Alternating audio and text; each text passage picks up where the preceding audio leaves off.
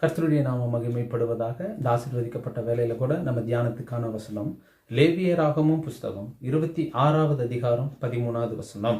லேவியராகமும் புஸ்தகம் 26வது அதிகாரம் 13வது வசனத்தில் சொல்லுது, நீங்கள் எகிப்தியருக்கு அடிமைகளாக இராதபடிக்கு நான் அவர்கள் தேசத்திலிருந்து உங்களை புறப்பட பண்ணி உங்கள் நுகத்தடிகளை முறித்து உங்களை நிமிர்ந்து நடக்க பண்ணின உங்கள் தேவனாகிய கர்த்தர். வசனம் சொல்லுது உங்களை, அந்த வசனத்தின் கடைசி பகுதி சொல்லுது, உங்களை நிமிர்ந்து நடக்க பண்ணின உங்கள் தேவனாகிய கர்த்தர். எல்லாரும் ஆமேன் சொல்லுங்க. ஆமேன். இப்போ ஆண்டவருடைய வசனம் சொல்லுது, நான் உங்களை நிமிர்ந்து நடக்க பண்ணின தேவனாகிய கர்த்தர். கடந்த வருடத்துல நம்ம எவ்வளவோ போராட்டத்தின் மத்தியில் இருந்திருக்கலாம், கூனி குறுகி போயிருந்திருக்கலாம்.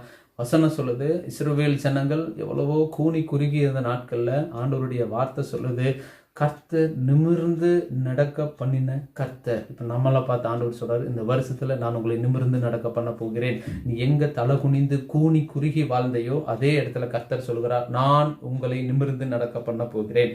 பாருங்க, இஸ்ரவேல் ஜனங்களை எகிப்தியரின் அடிமைகளா இருந்த பொழுது அவர்கள் 400 வருஷம் அடிமையா எகிப்தில் வாழ்ந்திருக்கிறாங்க.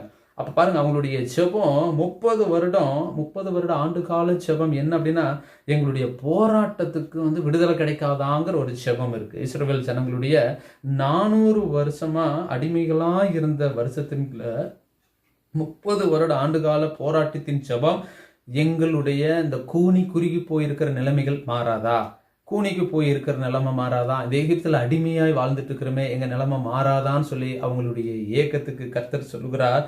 ஆண்டவர் மோசேயுடைய அவங்களுடைய இஸ்ரவேல் ஜனங்களுடைய கூக்குரலை கர்த்தர் கேட்டார்னு சொல்லி யாத்திராகமத்தில் எழுதப்பட்டிருக்குது. அப்போ ஆண்டவர் நம்மளை பார்த்து சொல்றார், நீங்களும் கடந்த வருடத்துல எவ்வளவோ போராட்டத்தின் மத்தியில் கூனி குறுகி போய் வாழ்ந்திருக்கலாம். ஆண்டவர் சொல்லுகிறார், உங்களுடைய கண்ணீர் என்னுடைய துருத்தியில் இருக்குது. சங்கீதம் 56 சொன்னது போல, உன் அலைச்சல்கள் எண்ணி இருக்கிறேன், உன்னுடைய கண்ணீர் என்னுடைய துருத்தியில் அல்லவோ இருக்கிறது என்ற வசனத்தின் பிரகாரமாக ஆண்டவர் சொல்லுகிறார், இஸ்ரவேல்களுடைய அந்த கூக்குரல் கர்த்தர் கேட்டு மோசேவை அழைத்து அந்த எகிப்திலிருந்து ஆண்டவர் சொல்லுகிறார், நான் உங்களை நிமிர்ந்து நடக்க பண்ணுகிற தேவன். அப்போ அந்த கர்த்தர் மோசேவை அனுப்பினது நிமித்தமாக அந்த இடத்துல என்ன நடந்திருக்கு அப்படின்னா, அற்புதங்களிலும் அடையாளங்களினாலும் கனம் பண்ணினார் என்று வேதம் சொல்லுகிறது. இஸ்ரவேல் ஜனங்களை அற்புதங்களினாலும் அடையாளங்களினாலும் இஸ்ரவேல் ஜனங்களை கர்த்தர் கனம் பண்ணி அங்கிருந்து என்ன பண்ணாரு அப்படின்னா, எகிப்து கண்கள் காணும்படி அற்புதங்களை செய்தார்னு வசனம் சொல்லுது. எந்த ஜனங்கள் அங்க அடிமையா இருந்தார்களோ, யார் இடத்துல அடிமையா இருக்கப்பட்டார்களோ அவங்க முன்னாடி கர்த்தர் என்ன பண்ணார் அப்படின்னு கேட்டா, அவங்களுடைய சிறையிருப்பு மாறும்படி, எங்க அடிமையா இருந்தாங்களோ அந்த அடிமைப்படுத்தினவங்களுடைய கண்கள் காணும்படி இஸ்ரவேல் ஜனங்கள் அங்கிருந்து சிறைப்பட்டு வெளியே வந்தார்கள், அங்கிருந்து காப்பாற்றப்பட்டு வெளியே வந்தார்கள். அற்புதங்களினாலும் அடையாளங்களினாலும் மோசே இஸ்ரவேல் ஜனங்களை வழிநடத்தி கொண்டு வந்தார். எப்படி நடந்து கொண்டார் அப்படின்னு கேட்டா, எகிப்திலிருந்து புறப்பட்ட உடனே செங்கடல் பிளக்கப்பட்டுச்சு. அப்ப ஆண்டவர் சொல்லுகிறார், இஸ்ரவேல் ஜனங்களுடைய அடிமைத்தனத்தின் மத்தியில எங்க அடிமையா இருந்தாங்களோ அதே இடத்துல ஆண்டவர் செய்கிற ஃபர்ஸ்ட் அற்புதம் என்ன அப்படின்னு கேட்டா, செங்கடலை 2ஆக பிளந்தார். 2வது காரியம் சொல்லுது, வனாந்திரத்தின் வழியையும் அவாந்திர வெளியில் ஆறுகளையும் கர்த்தர் என்ன பண்ணார் அப்படின்னா ஜனங்களுக்கு உண்டாக்குனாரு. அப்ப கர்த்தர் விரும்புகிறது என்னன்னா, கடந்த வருஷத்துல நீ எவ்வளவோ போராட்டத்தின் மத்தியில தான் நீங்க வாழ்ந்திருக்கலாம், ஆனா இந்த வருஷத்துல ஆண்டவர் உங்களை பார்த்து சொல்றது என்ன, உங்களை நிமிர்ந்து நடக்க பண்ணுகிற தேவனாகிய கர்த்தர் உங்களை நிமிர்ந்து நடக்க பண்ணுகிறார் என்று ஆண்டவருடைய வார்த்தை சொல்லுது. ஏன்னா ஆண்டவர் இஸ்ரவேல் ஜனங்களை அவ்வளோ பாடுகள், அவ்வளோ பிரச்சனைகள், 400 வருஷம் அடிமையா இருந்த பொழுது அவங்களுடைய 30 ஆண்டு காலனுடைய ஜெபம் என்னன்னா, எங்களுடைய வாழ்க்கை விடுதலை கிடைக்காதா, எங்களுடைய வாழ்க்கையில போராட்டங்கள் மாறாதா, இந்த சிறையிருப்பு மாறாதா, இந்த நுகத்தடி மாறாதா, இந்த அடிமையான நிலைமைகள் மாறாதான்னு சொல்லி அவங்க ஜெபத்தை, அவங்களுடைய கூக்குரல் அழுகைய கர்த்தர் கேட்டு மோசேவை அணைப்பிச்சு ஆண்டவர் செங்கடலை 2ஆ பிளந்தாரு, வனாந்திரத்துல வழியை உண்டாக்குனாரு, அவாந்திர வெளியில் ஆறுகளை உண்டாக்குனாரு, செங்கடல் நடுவில் சத்துருவை புதைத்து போட்டார். ஆண்டவருடைய வார்த்தை சொல்லுது, செங்கடல்ல நடுவில் சத்துருவை புதைத்து போட்டார். இஸ்ரவேல் ஜனங்கள் காப்பாற்றப்பட்டார்கள். ஏன்னா ஆண்டவருடைய வசனம் சொல்லுது, நான் உங்களை நிமிர்ந்து நடக்க பண்ணுகிற தேவன், எங்கேயும் தலை குனிந்து விட மாட்டேன், நீ கூனி குறுகி நிற்கிற நிலைமை இனி வராது. நான் ஆண்டவருடைய வார்த்தை சொல்லுது, வனாந்தரத்திலே ஆண்டவர் ஆறுகளை உண்டாக்குனார், அவாந்தர வெளியிலையும் ஆறுகளை உண்டாக்குனார், வனாந்தரத்துல வழி உண்டாக்குன கர்த்தர். இதை சொல்லிட்டு கடல் மையத்தில் பார்த்துட்டீங்க அப்படின்னா, எந்த ஜனங்கள் அடிமைப்படுத்தினாங்களோ அதே ஜனங்கள் கடலுக்குள்ள மூழ்கடிக்கும்படி கர்த்தர் அவங்களுக்கு என்ன பண்ணார் அப்படின்னா, அந்த இடத்துல கர்த்தர் இவங்க அடிமைப்படுத்தினவங்க தான், இவங்க கண்ணு பார்க்குது, நான் தான் உன்னை நடத்துகிறேங்கிறது கர்த்தர் காமிக்கிறார். காமிச்சு அந்த ஜனங்கள் என்ன பண்ணாரு, அதே கடல்ல மூழ்கி போட்டார். வெட்கப்பட்ட இடத்துல ஆண்டவர் உங்களை பார்த்து சொல்றார், நீ எங்க வெட்கப்பட்டிருக்கிறியோ அதே இடத்துல கர்த்தர் உங்களை நிமிர்ந்து நடக்க பண்ண போகிறார். அடிமைப்பட்ட இடத்துல, கடந்த வருடத்துல வெட்கம் அடிமைகளா இருந்திருக்கலாம், சிறையிருப்பா இருந்திருக்கலாம், சிறுமைப்படுத்தப்பட்டிருக்கலாம். எல்லாவற்றிலும் கர்த்தர் உங்களோடு இருக்கிற சொல்ற வார்த்தை, கர்த்தர் உங்களை நிமிர்ந்து நடக்க பண்ண போகிறார். பாருங்க, அவங்க வெட்கம், கவலை, கண்ணீர் எல்லாமே நமக்குள்ள இருக்கிறது தான். ஏன் அப்படின்னு கேட்டா, இதுக்கு சொல்யூஷன் தெரியல ஆண்டவரே, இதுக்கு நான் என்ன பண்ணணும்னு தெரியல ஆண்டவரேன்னு சொல்லி நீங்க அநேக நாட்கள் ஆண்டவர் மேல கூட கோவப்பட்டிருக்கலாம். இவ்வளவு நாங்க ஜெபம் பண்றோமே, இவ்வளவு தூரம் ஆண்டவர்ன்ட்டு நாங்க போறோமே, எங்க வாழ்க்கையில ஒரு மாற்றமும் வரலையேன்னு சொல்லி நீங்க இருக்கலாம். ஆனா ஆண்டவர் சொல்லுகிறார், அதற்கு குறித்த நேரம் வரும். அதற்கு குறித்த நேரம் ஒன்று இருக்கு. அந்த நேரத்துல கர்த்தர் சொல்லுகிறார், நாட்கள் தாமதித்தாலும் காத்திரு, அது நிச்சயமாய் வரும். ஆண்டவர் சொல்லுகிறார், இந்த நாள் அது உனக்கு நிச்சயமா வந்துருச்சு, இந்த நாள் உங்களுக்கு அது நிச்சயமா வந்திருக்கு. நான் உங்களை கர்த்தர் உங்களை நிமிர்ந்து நடக்க பண்ணுகிற போகிற நாட்களாக இந்த நாள் உங்களுக்கு இருக்குது. ஆமேன் சொல்லுங்க. ஆமேன். கர்த்தருடைய வசனம் சொல்லுது, உங்களை நிமிர்ந்து நடக்க பண்ணுகிறார். ஏன்னா உங்க வெட்கம் மாறப்போகுது, கவலை மாறப்போகுது, கண்ணீர் மாறப்போகுது, எல்லா பயங்களும் மாறப்போகுது. ஏன் அப்படின்னு கேட்டா, கர்த்தர் இந்த நாள்ல சொல்றார், நான் உங்களை நிமிர்ந்து நடக்க பண்ண போகிறேன். படிங்களேன், சங்கீதம் 126வது அதிகாரம், சங்கீதம் 126வது அதிகாரத்தை அதனுடைய 5வது வசனம் 6வது வசனம் இப்படியாக சொல்லுகிறது. சங்கீதம் 126 5வது வசனம் 6வது வசனம் சொல்லுது, கண்ணீரோடு விதைக்கிறவன் கம்பீரத்தோடு அறுப்பான், அள்ளித்தூவும் விதையை சுமக்கிறவன் அழுது கொண்டு போகிறான், ஆனாலும் நான் அறுத்த அரிகளை சுமந்து கொண்டு கம்பீரத்தோடு திரும்பி வருகிறான். ஆண்டவருடைய வசனம் சொல்லுது, கண்ணீரோடு விதைக்கிறவன் கம்பீரத்தோடு அறுப்பான். நீங்க கடந்த வருடத்துல கண்ணீரோடு விதைச்சிருக்கலாம், இவ்வளோ பாரமா இருக்கு, இவ்வளோ போராட்டமா இருக்கு, வேலையில கூட கண்ணீரோடு விதைச்சிருக்கலாம், ஆண்டவர் சமூகத்தில் உட்காந்து நீங்க கண்ணீரோடு விதைச்சிருக்கலாம், பிடிக்காத இடத்துக்கு நீங்க போயிருக்கலாம், வேற வழி இல்லை, சூழ்நிலைமை இல்லையேன்னு சொல்லி நீங்க கண்ணீரோடு விதைச்சிருக்கலாம். ஆனா ஆண்டவர் சொல்லுகிறார், இந்த வருடத்துல நீங்க கம்பீரத்தோட இருக்க போறீங்க. ஆமென் சொல்லுங்க. கண்ணீரோடு விதைத்தவன் கம்பீரத்தோடு அறுப்பான். போகும்போது அழுகையும் கண்ணீரும் வேதனையும் புலம்பல் தான் நம்ம வாழ்க்கையில் அநேகமா இருந்துச்சு. ஆனா அந்த வசனம் சொல்லுது, திரும்பி வரும் பொழுது அவர்கள் கம்பீரமாய் திரும்பி வந்தார்கள்னு வசனம் சொல்லுது. அப்ப இந்த வருஷத்துல ஆண்டவர் சொல்றாரு, ஆரம்பத்திலேயே நீங்க கண்ணீரோடு இன்னைக்கு இருக்கலாம், இதை கேட்கறது கூட கண்ணீரோடு நீங்க இருந்திருக்கலாம், எவ்வளவோ பிரச்சனைகள் மத்தியில தான் இன்னைக்கு கூட நீங்க இந்த வார்த்தை கூட கேட்கலாம். ஆனா ஆண்டவர் சொல்லுகிறார், நான் உங்களை நிமிர்ந்து நடக்க பண்ணுகிற தேவனாகிய கர்த்தர் என்று சொல்லுகிறார். உங்க கண்ணீர் மாறும், புலம்பல்கள் மாறும், அங்கலாய்ப்புகள் மாறும், எல்லா வேதனைகளும் மாறும், சிறையிருப்புகள் மாறும், சூழ்நிலைமைகள் மாற மாட்டேங்குதே, இவ்வளவுதான் வார்த்தை எங்களுக்கு வருது ஆண்டவரே, ஏன் எங்களுக்கு மாற மாட்டேங்குதுன்னு அநேக கேள்விக்குறியோடு இருக்கலாம். ஆண்டவர் இந்த நாட்களை சொல்றார், கர்த்தர் உங்களை நிமிர்ந்து நடக்க பண்ண போகிறார். ஆமீன் சொல்லுங்க. கர்த்தர் உங்களை நிமிர்ந்து நடக்க பண்ண போகிறார். இயேசுவின் நாமத்தினால் ஆண்டவருடைய வார்த்தை சொல்லுது, கர்த்தர் உங்களை நிமிர்ந்து நடக்க பண்ண போகிறார். சரி, கர்த்தர் உங்களை நிமிர்ந்து நடக்க பண்ண போகிறார். எப்படி நிமிர்ந்து நடக்க போகிறார்? கர்த்தருடைய வார்த்தை சொல்லுது, எப்படி நிமிர்ந்து நடக்க பண்ண போகிறார் அப்படின்னு கேட்டா, ஏசாயா 60வது அதிகாரம், ஏசாயா 60வது அதிகாரத்தினுடைய 14வது வசனம். ஏசாயா 60வது அதிகாரத்தினுடைய 14வது வசனம் சொல்லுகிறது, உங்களை ஒடுக்கினவர்களின் பிள்ளைகளும் குனிந்து உங்களிடத்தில் வந்து உன்னை அசட்டை பண்ணின யாவரும் உன் காலடியில் பணிந்து உன்னை கர்த்தருடைய நகரம் என்றும் இஸ்ரவேலினுடைய பரிசுத்த சியோன் என்றும் சொல்லுவார்கள். ஆமேன் சொல்லுங்க.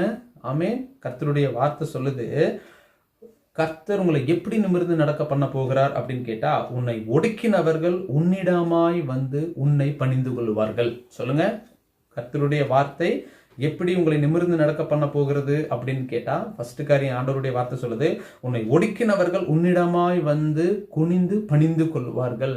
ஏன் அப்படின்னு கேட்டா, நம்ம ஒடுக்கப்பட்ட நிலைமையில தான் இருந்திருக்கிறோம். ஆனா ஒரு நாள் வந்துச்சு, கர்த்தர் உங்களை நிமிர்ந்து நடக்க பண்ண போகிறார். எப்படி நிமிர்ந்து நடக்க பண்ண போகிறார் அப்படின்னா, யார் உங்களை இந்த வருடத்துல கடந்த வருடத்துல ஒடுக்குனாங்களோ, வேதனைப்படுத்தினாங்களோ, துன்பப்படுத்தினாங்களோ எல்லாரும் ஆண்டவருடைய வசனம் சொல்லுது, உங்கள் ஒடுக்கினவர்களின் பிள்ளைகளும் குனிந்து உன்னிடத்தில் வந்து உன்னை அசட்டை பண்ணின யாவரும் உன் காலடியில் பணிந்து. அப்ப வசனம் சொல்லுது, உன்னை ஒடுக்கினவர்கள் குனிந்து உன்னிடத்தில் வருவார்கள். உன்னை அசட்டை பண்ணினவர்கள், நம்மளுடைய வார்த்தையை அசட்டை பண்றாங்க, நம்மளையே அசட்டை பண்றாங்க, நம்மள்கிட்ட பேசுறதுக்கு அசட்டை பண்றாங்க. ஆண்டவருடைய வார்த்தை சொல்லுது, அவர்கள் அசட்டை பண்ணின யாவரும் உன்னிடத்தில் வந்து உன்னை பணிந்து குனிந்து செய்யும்படி கர்த்தர் உங்க தலையை நிமிர பண்ண போகிறார். உங்களை கர்த்தர் நிமிர்ந்து நடக்க பண்ண போகிறார்.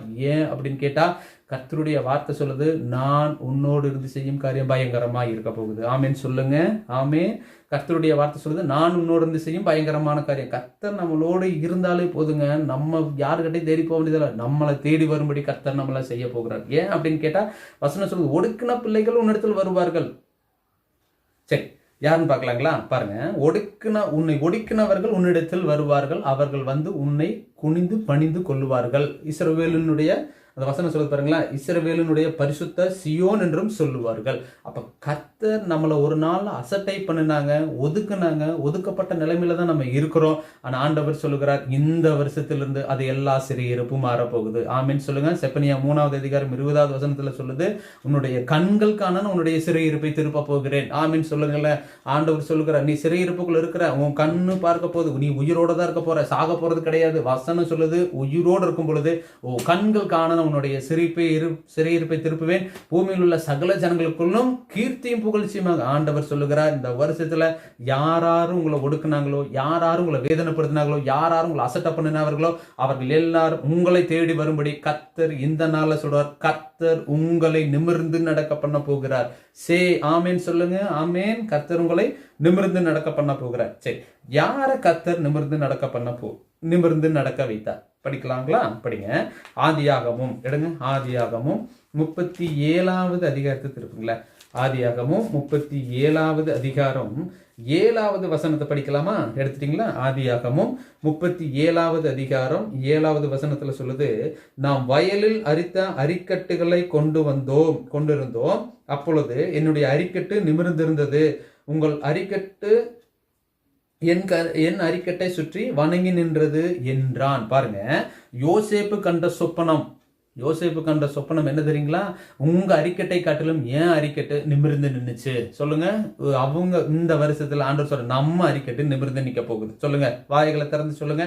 நம்ம அரிக்கட்டு இந்த வருஷத்துல நிமிர்ந்து நிக்க போகுது. எல்லாருடைய அரிக்கட்டு நிமிர்ந்து நின்னுச்சு. கர்த்தர் சொல்றார், நான் உன்னை நிமிர்ந்து நடக்க பண்ண போகிறேன். எப்படி நிமிர்ந்து நடக்க பண்ண போகிறேன் அப்படின்னு கேட்டா, உன்னை ஒடுக்கினவர்கள் உன் பட்சமாய் திரும்பி உன் பட்சமாய் வந்து உன்னைய குனிந்து பணிந்து கொள்ளுவார்கள் வசனம் சொல்லுது. இந்த வருஷத்துல கர்த்தர் சொல்லுகிறான், உன் அரிக்கட்டு உயர்ந்து இருக்கும் பொழுது உன்னை தேடி வரும்படி கர்த்தர் செய்ய போகிறார். ஆமேன் சொல்லுங்க. எல்லாம் ஆமேன் சொல்லுங்க. அப்ப கர்த்தர் விரும்புகிறது, அப்போ போராட்டத்தின் மத்தியில பாடுகள் மத்தியில இருக்கும் பொழுதுதான் நம்ம தேவனை அதிகமாக கூப்பிடணும். ஏன் அப்படின்னு கேட்டா, நம்ம ஒரு பிரச்சனை வந்துருச்சு அப்படின்னா, ஏன் ஆண்டவருக்கு கண்ணு இல்லையான்னு நம்ம கேட்கிறோம். ஆண்டவர் ஏன் என் ஜெபத்தை கேட்க மாட்டாரான்னு கேட்கிறோம். ஆண்டவர்னு சொல்லி சர்ச்சுக்கு போறோம். எல்லாமே நம்ம பேசத்தான் செய்யறோம். ஆனா ஆண்டவர் விரும்புகிற காரியம், என்ன பிரச்சனைகள் வந்தாலும் சரி, போராட்டங்கள் வந்தாலும் சரி, தேவனை தேடணுங்கிற உணர்வு இருக்குதோன்னு ஆண்டவர் பார்ப்பார். சொல்லுங்க, தேவனை தேடணுங்கிற உணர்வுள்ளவன் உண்டோ? அப்போ ஆண்டவர் சொல்லுகிறார், பிரச்சனை வந்தா மட்டும் ஆண்டவர் கிடையாது. பிரச்சனையா இருக்கட்டும், போராட்டமா இருக்கட்டும், நிந்தைகள் அவமானங்கள் எது வந்தாலும் பரவாயில்ல, கர்த்தரை தேடணுங்கிற உணர்வு கர்த்தர் விரும்புகிறார்.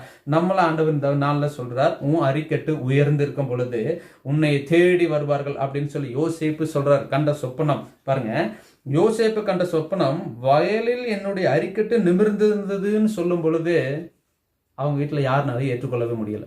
இதே போலதான் நம்மளும், நம்ம வீட்டுல வந்து கொஞ்சம் சம்பாத்தியம் நல்லா இருக்குது, நான் கொஞ்சம் நல்லா இருக்கிறோம் அப்படின்னா பெற்றவனால ஏற்றுக்க முடிய மாட்டேது. ஏன்னா இவனோட சொப்பனத்தை வந்து, யோசேப்பினுடைய சொப்பனம் பெற்றோர்களும் ஏற்றுக்கொள்ளல, சகோதரரும் ஏற்றுக்கொள்ளல. நம்ம வாழ்க்கையிலேயே அப்படிதான் இருக்குது. நம்ம கொஞ்சம் நல்லா இருந்துட்டோம், ஒரு கார் வாங்கிட்டோம், ஒரு வீடு வாங்கிட்டோம், அல்லது ஒரு நல்ல சம்பளம் வாங்கினாலும் கூட வீட்டுல வந்து என்ன பண்றாங்க, எல்லாருமே அப்படிதான் இருக்கிறாங்க. ஏன் அப்படின்னு கேட்டா, கர்த்தர் நம்மளை ஆசீர்வதிக்கணும்னு நினைச்சிட்டாருன்னா யார் என்ன தடை பண்ணினாலும் அது தடையாகவே செய்யாது. ஏன்னு கேட்டா, ஆண்டவர் சொல்லி, இதோ திறந்த வாசல் உனக்கு முன்பாக வைத்திருக்கிறேன், ஒருவனும் பூட்ட முடியாது, ஒருவனும் பூட்ட மாட்டான். அது ஆண்டவருடைய வார்த்தை சொல்லுது. நான் உனக்கு திறக்கப்பட்ட வாசல் யார் அடைக்க முடியும்? ஆண்டவர் அதான் விரும்புகிறார். உனக்கு திறக்கப்பட்ட வாசல் ஒருவனும் பூட்ட முடியாது. ஏன்னு கேட்டா, உன்னை அந்த சாவி எங்கையில தான் இருக்குதுங்கிறது. அல்லையிலே சொல்லுங்களேன். அப்ப ஆண்டவர் விரும்புகிறது என்னது? சாவி எங்கையில் இருக்குது. உன்னை நான் வந்து அழைச்சிட்டு போறதுக்கு வேற யாரும் தடை பண்ண முடியாது. அப்ப பாருங்க, ஆண்டவர் கொடுக்கிற அந்த யோசேப்புக்கு கொடுத்த தரிசனம், அந்த சொப்பனம் எப்படி இருக்குது அப்படின்னு கேட்டா, அந்த சொப்பனம் நாட்கள் தாமதிச்சது, ஆனாலும் அந்த சொப்பனத்துக்கு பதில் கிடைச்சது. அப்ப யோசேப்பினுடைய சொப்பனத்துக்கு அரிக்கட்டு நிமிர்ந்து நின்றுச்சு. இப்ப அதே இது உங்களுடைய சொப்பனத்தில் கூட தோற்று போன சொப்பனம் வரக்கூடாது. சொல்லுங்களேன். யோசேப்பினுடைய சொப்பனத்திற்கு ரிசல்ட் வந்துச்சு. எப்படி வந்துச்சு? யோசேப்பினுடைய சொப்பனத்துக்கு வீட்டை விட்டு எல்லாமே வித்து போட்டாங்க. ஆனா நம்ம சொப்பனத்துக்கு என்ன ரிசல்ட் வருது தெரியுங்களா? நம்ம சொப்பனத்துல கூட தோற்றுதான் போகுது. எப்படி சொப்பனம் வருது? பயமா இருக்கு. என்ன நடக்குமோ ஏது நடக்குமோன்னு தெரியல. நம்மளுடைய சொப்பனம் அப்படிதான் இருக்குது. நாய் துரத்துது, திடீர்னு பேய் கனவுல வருது. நம்ம சொப்பனம் அப்படிதான் இருக்குது. ஏன்னா யோசேப்பினுடைய சொப்பனத்துல அந்த சொப்பனம் தோற்று போன சொப்பனமா கிடையாது. ஆனா நம்ம சொப்பனம் நைட்டு சொப்பனம் பார்க்குறோம், காலையில சொப்பனம் மறந்து போயிடுறோம். அப்ப ஆண்டவர் நம்ம கிட்ட விரும்புகிறது சொப்பனம் பார்க்கறது பிரச்சனை இல்லை. அந்த சொப்பனம் எப்படிப்பட்ட சொப்பனமா இருக்குது? தோற்று போன சொப்பனமா தானே இருக்குது. அந்த சொப்பனத்துக்கு ஒரு ரிசல்ட்டுமே கிடைக்க மாட்டேங்குது. திடீர்னு பார்த்தா நம்ம அப்படி இருக்கிறோம், ஆசீர்வாதம் இப்படி இருக்கிறோம்னு சொல்லி நம்ம சொல்றோம். அதுக்கப்புறம் பார்த்தா அதுக்கு மேலே தானே பிரச்சனை வந்துட்டு இருக்குது. அந்த சொப்பனத்தில் கூட என்னவா இல்லை அப்படின்னு கேட்டா, யோசேப்பினுடைய சொப்பனத்தினுடைய அறிக்கட்டு உயர்ந்து இருந்துச்சு, நிமிர்ந்து இருந்துச்சு. ஆண்டவர் நம்மளை பார்த்து சொல்றார். ஒரு வசனத்தை கூட படிக்கிறீங்களா? யூதா எழுதின புஸ்தகம், யூதா 8வது வசனம். யூதா, நம்ம சொப்பனம் எப்படி இருக்குதுன்னு பார்க்கலாம் பாருங்க. யூதா 8வது வசனத்துல சொல்லுது, அப்படி போலவே சொப்பனக்காரராகி இவர்களும் மாம்சத்தை அசுசிப்படுத்தி கொண்டு கர்த்தத்துவத்தை அசட்டை பண்ணி மகத்துவங்களை தூசிக்கிறார்கள். அப்போ ஆண்டவர் நம்மளை பார்த்து சொல்றாரு, நம்ம சொப்பனம் எப்படி இருக்குது அப்படின்னு கேட்டா, மாம்சத்தை அசுசிப்படுத்துகிற சொப்பனமா இருக்குது.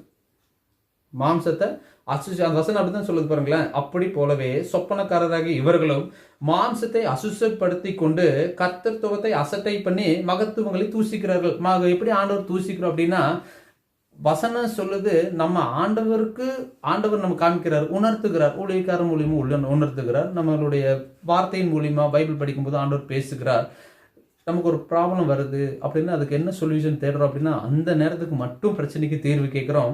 அடுத்த நிமிஷம் நம்ம எப்படி இருக்கிறோம்? அசட்டை பண்ணுறோம். ஆண்டவருடைய வார்த்தையை அசட்டை பண்ணுறோம். எத்தனை சர்ச்சில் எத்தனை ஊழியக்காரங்க கண்ணீரோடல நம்ம ஆத்மாக்களுக்காக செபிக்கிறவங்களா இருக்கிறாங்க.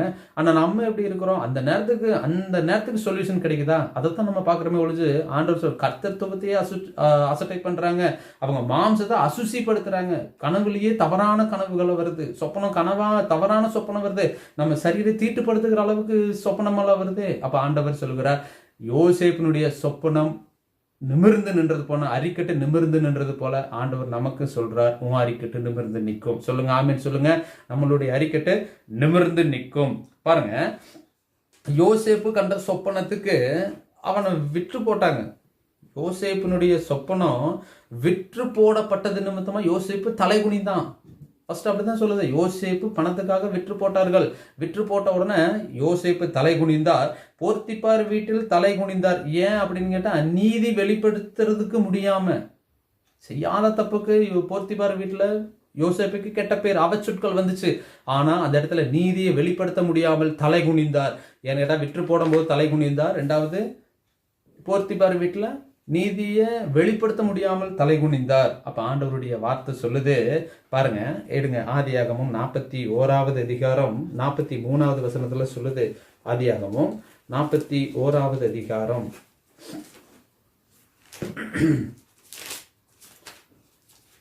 41-43வது வசனத்துல சொல்லுது, தன்னுடைய 2ஆம் ரதத்தின் மேல் அவனை ஏற்றி தென்னிட்டு பணியுங்கள் என்று அவனுக்கு முன்பாக கூறிவித்தான்.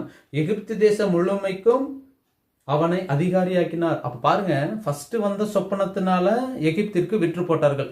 செகண்ட் வந்த சொப்பனம் எங்கன்னா சிறைச்சாலையில் வந்த சொப்பனம். அதே மாதிரி 3வது சொப்பனம் ராஜாவுடைய சொப்பனத்திற்கு அர்த்தத்தை சொன்னது நிமித்தமாக கர்த்தருடைய ஆவியானவர் என்ன பண்ணியிருக்கிறார் அப்படின்னு கேட்டா, யோசேப்பை ரதத்தின் மேல் ஏற்றி தென்னிட்டு பணிந்து கொள்ளுங்கள் என்று அந்த ராஜாவையிலே சொல்லும்படி கர்த்தர் யோசேப்பை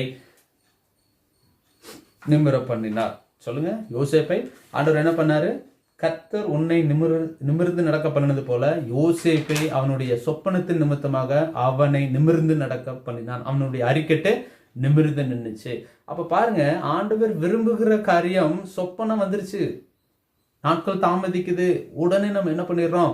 ஃபோன் பண்ணி, இந்த வருஷத்துக்குள்ளேயே நடக்கலையே, இந்த வாரத்துக்குள்ளேயே நடக்கலையே, இந்த மாசத்துக்குள்ளேயே நடக்கலையே, நம்ம நிறைய கேள்வி கேட்கிறோம். ஆனா யோசேப்புக்கு ஆண்டவர் என்ன சொன்னார் தெரியுங்களா? உன்னுடைய அறிக்கட்டு நிமிர பண்ணுவேன், உன்னுடைய அறிக்கட்டு நிமிர்ந்து நிற்கும். அப்ப நிமிர்ந்து நிற்கும் அப்படின்னா கர்த்தர் சொன்ன வார்த்தையின்படி யோசேப்பு நடந்தார். அதைத்தான் ஆண்டவர் விரும்புகிறார். இப்போ இந்த மாசத்துல ஒரு வாக்குத்தத்தம் வந்துருச்சு, இந்த வாரத்துல ஒரு வாக்குத்தத்தம் வருது அப்படின்னு கேட்டா, அந்த வாக்குத்தத்தத்தை நம்ம என்ன பண்றோம்? அந்த நாட்கள் மட்டும்தான் நம்ம விசுவாசிக்கிறவர்களா இருக்கிறோமே ஒழிஞ்சு, அதை மாதம் முழுவதும், அந்த வருடம் முழுவதும் என்ன பண்ணணும்? அதை நம்ம விசுவாசிக்கிறவர்களா இருக்கணும். நம்ம அந்த நேரத்துக்கு தகுந்த மாதிரி விசுவாசிக்கிறவர்களா இருக்கக்கூடாது. ஏன்னா யோசேப்பினுடைய வாழ்க்கையில ஆண்டவர் சொன்ன காரியம், யோசேப்பினுடைய அறிக்கட்டு காமிச்சது ஒரே டைம் தான் அந்த சொப்பனத்தை காமிச்சாரு. ஆனா அதுக்கு கிடைச்ச தலை நிமிர பண்ணது 4 காரியங்கள். பாருங்க, 4 காரியத்துல ஆண்டவர் என்ன பண்ணாருன்னா, யோசேப்பினுடைய அறிக்கட்டு பார்த்தது ஒரே டைம் தான். எப்படி பார்த்தாரு அப்படின்னு கேட்டா, வசனம் சொல்லுது, வயலில் என்னுடைய அறிக்கட்டு நிமிர்ந்து நின்றது. யோசேப்பு கண்ட சொப்பனம், வயலில் என் அறிக்கட்டு நிமிர்ந்து நின்றது. அப்போ எல்லாரும் என்ன பண்ணுவீங்க? என் அறிக்கட்டு நிமிர்ந்து நிற்குது, நீங்க எல்லாரும் தலை குனிந்து பணிவீர்கள். இதுதான் சொப்பனம். இந்த சொப்பனத்துக்கு என்ன நடந்திருக்குது அப்படின்னு கேட்டா, பாருங்க, கர்த்தர் யோசேப்பை எகிப்துல உயர்த்தினது நிமித்தமாக ஆதியாகமம் 42:6 சொல்லுது, யோசேப்பு அத்தேசத்தில் அதிபதியா இருந்த போது தேசத்தின் ஜனங்கள் யாவருக்கும் விற்றான். யோசேப்பின் சகோதரர்கள் வந்து முகங்குப்புற தரையிலே விழுந்து அவனை வணங்கினார்கள். ஆமீன் சொல்லுங்க. யார் உங்களை அற்பமா நினைச்சு, ஆகாதுன்னு நினைச்சு தூக்கி வீசிட்டாங்க. யோசேப்பத்துக்கு குழிக்குள்ள தூக்கி வீசிட்டாங்க, விற்று போட்டார்கள். விற்று போட்டது மட்டும் இல்லாம அங்க போய் அடிமையா போய் சிறைச்சாலைக்கு போனார். ஆனா இவ்வளோ பிரச்சனைகள் வந்தும் கூட யோசேப்பு கர்த்தரை விட்டு பின்மாற்றம் அடையவே இல்லை. கர்த்தரோடு யோசேப்பு இருந்தார். யோசேப்பு கர்த்தரோடு இருந்தது நிமித்தமாக யோசேப்பு கண்ட சொப்பனத்தை கர்த்தர் நடத்தினார். சொல்லுங்க, யோசேப்பு கண்ட சொப்பனத்துக்கு கர்த்தர் என்ன சொல்றாரு? கர்த்தர் உங்களை நிமிர்ந்து நடக்க பண்ண போகிறார். அந்த சொப்பனத்தை பார்த்ததுதான், அந்த சொப்பனத்தை நிமித்தமாக யோசேப்பை கர்த்தர் நிமிர்ந்து நடக்க பண்ணினார். அப்ப என்ன நடக்குது? யோசேப்பின் சகோதரர்கள் வந்து முகங்குப்புற தரையிலே விழுந்து அவனை வணங்கினார்கள்.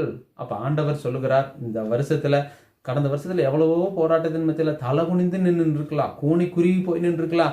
நம்ம என்ன பேசினாலும் எல்லாத்துலயுமே குறை கண்டுபிடிக்கிறாங்களேன்னு சொல்லி கூட நம்ம நினைச்சிருக்கலாம். ஆனா ஆண்டவர் இந்த நாட்கள்ல சொல்லுகிறார், எங்க வெக்கப்பட்டீங்களோ, எங்க அவமானப்பட்டீங்களோ கவலைப்படாதீங்க. கர்த்தர் சொல்லுகிறார், உன் கண்ணு கணவனுடைய சிறையிருப்பை திருப்ப போகிறேன். எப்படி திருப்ப போகிறார் அப்படின்னா, எங்க வெக்கப்பட்டீங்களோ அங்கேயே கர்த்தர் யார் உன்னை வெக்கப்படுத்தினார்களோ அவர்கள் உன்வசமாய் வந்து உன்னை குனிந்து வணங்கும்படி கர்த்தர் செய்ய போகிறார். ஆமீன் சொல்லுங்களேன். ஆமீன். 2வது காரியம் சொல்லி பாருங்க. அதுலயே ஆதியாகமம் 43:26 சொல்லுது, யோசேப்பு வீட்டுக்கு வந்த போது அவர்கள் தங்கள் கையில் இருந்த காணிக்கையை வீட்டுக்குள் அவனிடத்தில் கொண்டு போய் வைத்து தரை மட்டும் குனிந்து அவனை வணங்கினார்கள். யோசேப்பு கண்டது சொப்பனம் ஒரே டைம்.